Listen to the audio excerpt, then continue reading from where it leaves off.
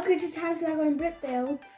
Today I'll show you how to build an SD card carousel, and I'll do this slowly, but as you might be able to see, it's popping up in this corner. It goes up and down, up and down.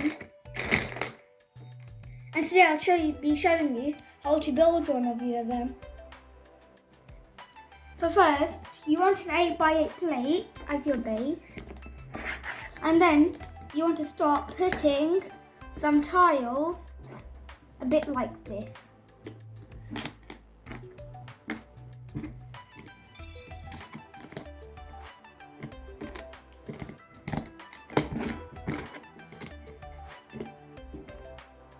And we also left an empty gap for some slope pieces. So you want these 1x4 slope pieces, and you just want to connect some of them like this. So now you have them, and that just snaps over. And then put a 2x2 brick with this little turntable in the middle, and you can snap that on. Now you have the biggest part of it, the actual holders.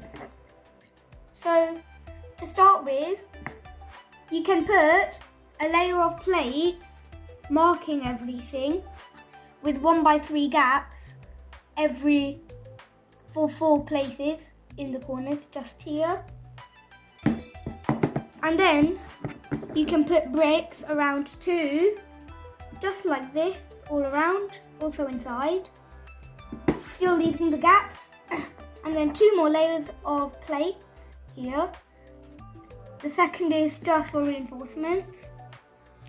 But then, after you've done that, obviously having to leave the 1x3 gap, you have to turn it around, put your 2x2 brick on it, and then snap the base on, having the middle connect.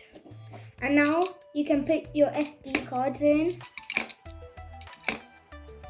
and have hours of endless fun with this carousel. It also makes a satisfying sound. If you enjoyed this video, please like, subscribe and share. Bye!